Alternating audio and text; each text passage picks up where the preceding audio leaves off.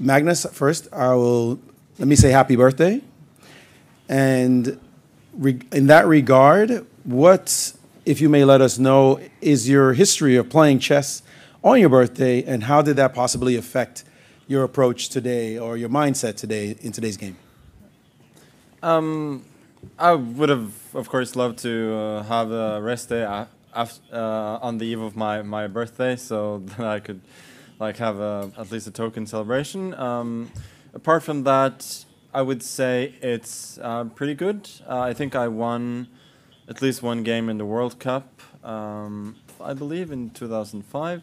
And obviously the match in 2016 was decided on my birthday in the tiebreak. So it's going to take a lot for me to have bad recollections of me playing on my birthday, even though I lost to So last year. Jan, did this matter to you at all that it was Magnus's birthday? As chess players have superstitions. Your experience on your birthday and how that might have affected today. Yeah, absolutely. My big goal was not to forget to congratulate Magnus. Yeah, I mean, at least after the game. Yeah. So once again, congratulations.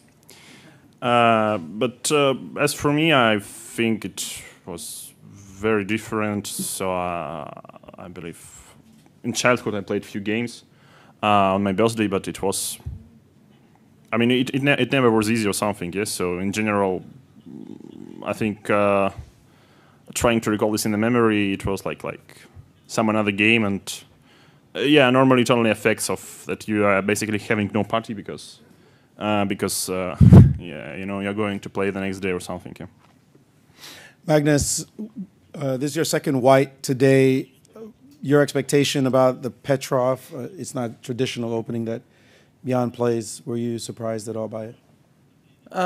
No, it was one of the main openings that I expected, seeing that he played it in the candidates, and also in the first black game he went for a more classical approach rather than a sharp one. So it was very much expected. Couldn't know obviously which exact Petrov line he was gonna go for, but Petrov in itself was very much expected. And your feeling about the opening you got? What can I say? I tried something concrete and it didn't work. But that's, I think, normal results. I didn't expect him, obviously, to have missed the line that I played completely. But yeah, in some other iterations there can be a lot of difficult decisions to make for black, but I think the way that he played, there was just there are some different tries, but there's just nothing. And state of modern chess, not much else to say. You did, though, at the end look like you were working like overtime, sweating to try to get something at the end. You looked like you were really trying very hard before you finally stopped. Why was that? I think it sometimes happens at World Championships that you work a lot before the match, and you work a lot during the match and openings and such, and somehow this makes you work less over the board. My approach was very clear there, that I didn't think particularly that I had anything, but I have 2 hours for the game, so I should spend them all looking for whatever chances can be found. Jan, did you feel like you were in any difficulty at any point during this game?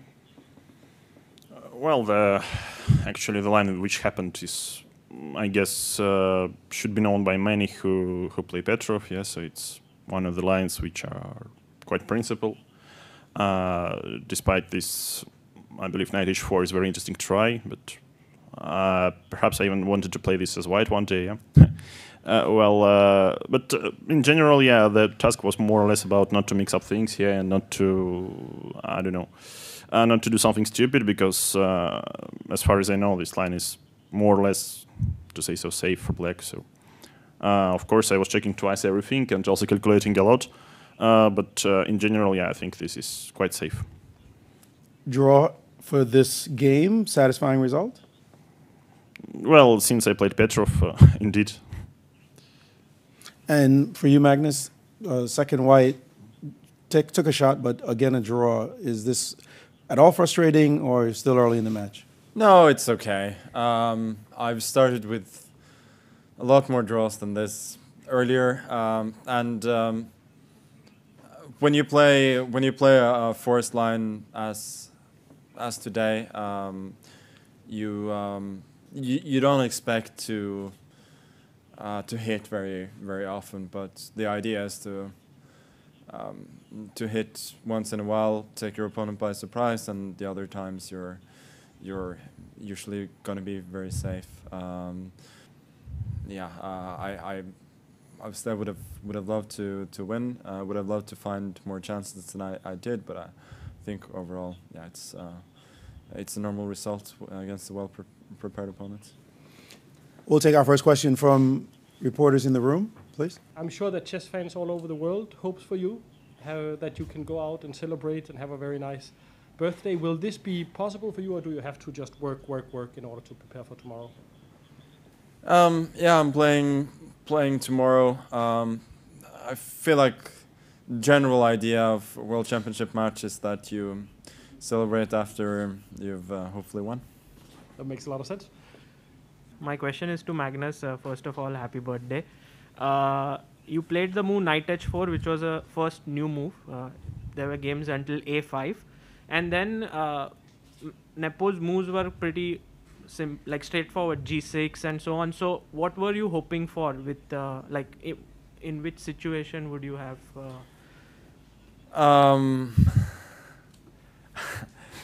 There are insanely complicated lines. The approach that he chose is not the only one that black can choose, and in other variations it's insanely complicated and really risky for black. And to be honest, the one he chooses, it looks really risky to leave the knight on f8 and bank everything on the a-pawn.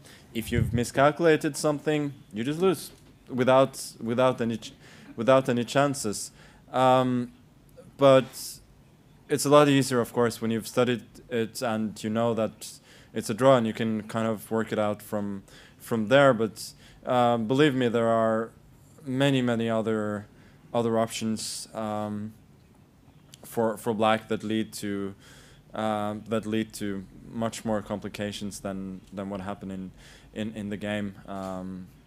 So I think what he did was just very sensible. An approach that looks a bit dubious at first, since your knight's going to be locked in, but with with concrete calculation you can make it work, and that's how you usually solve your opening problem. As the journalist corps continues to speculate about who your seconds are, and I'm sure you're too cagey to reveal, you've done this so many times before.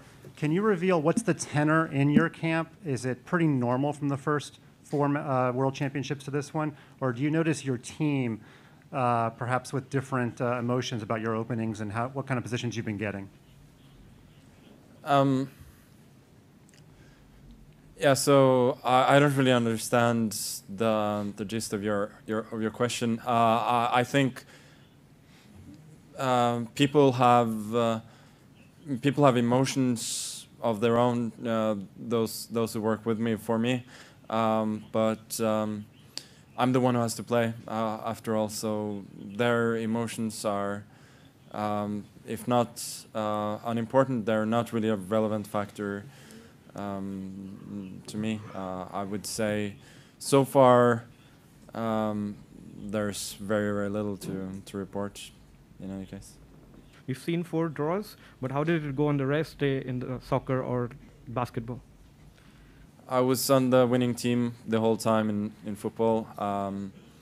Don't know if they threw intentionally. If they did, I don't really care. But It definitely raised my spirits, so that's good. A question for both. Is this the best way of deciding a world champion, or could it be other ways of doing it, like, for example, the FIFA World Cup way, or? Well, it's hard to say because I believe the importance of traditions in chess is really big, and I guess whatever works, you shouldn't like try to make it work better. Yeah, I mean, not, in order not to break it. So I believe this system with matches is more or less fair. But I mean, of course, it has some obvious drawbacks because it's like not being played yearly and so on. Yeah, but I mean, well, it's, you know, we can discuss it like the whole night. Magnus?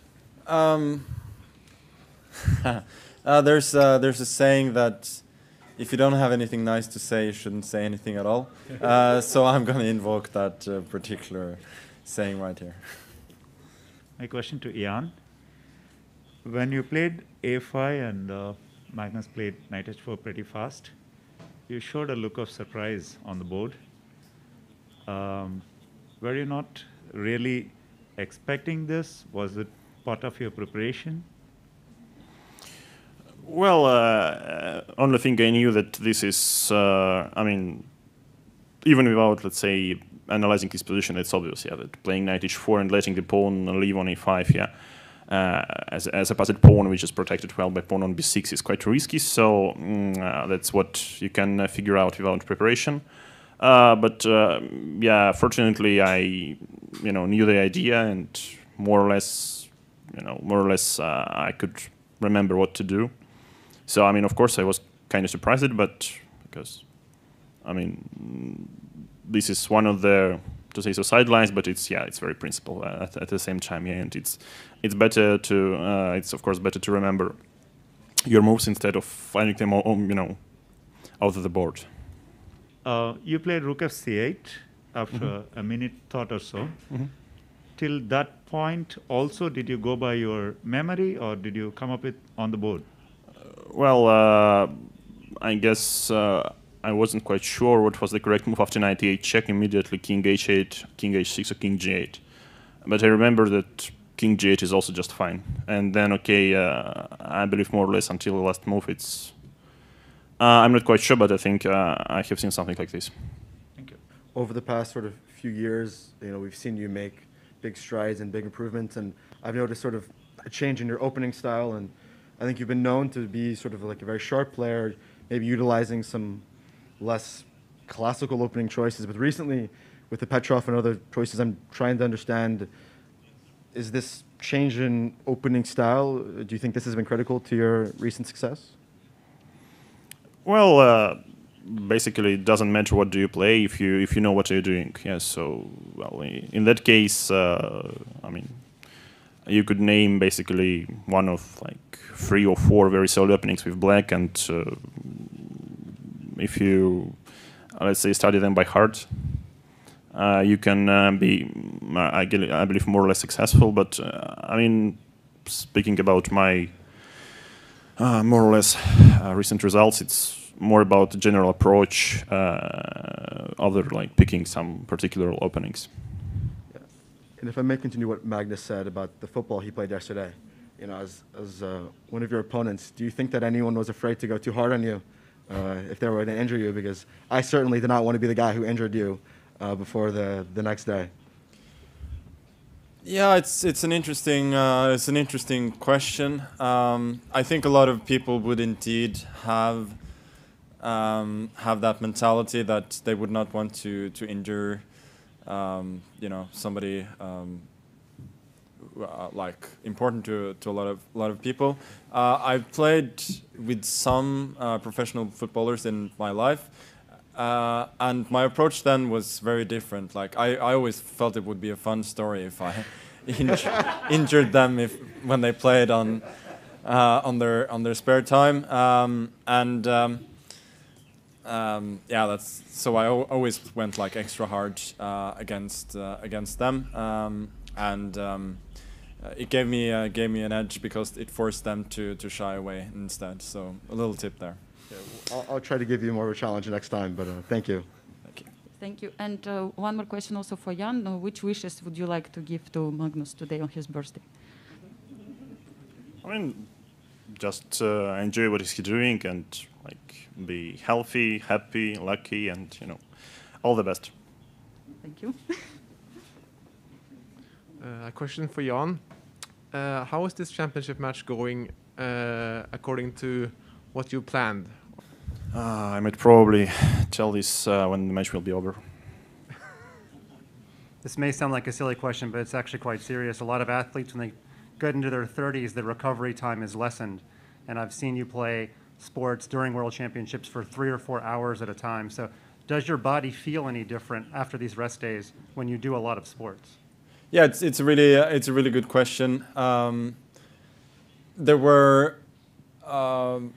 was one person in my team yesterday who had one task and one task only, which was to pull me away after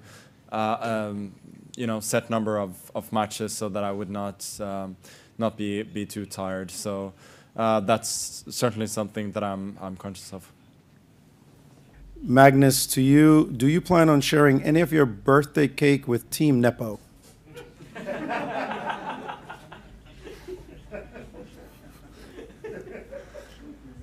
Yeah, that's a weird question. First of all, I don't know if I'll have any. Maybe a little bit tomorrow. But I think with the history of World Championship matches, I don't think you would accept any piece of food from the opposing team ever.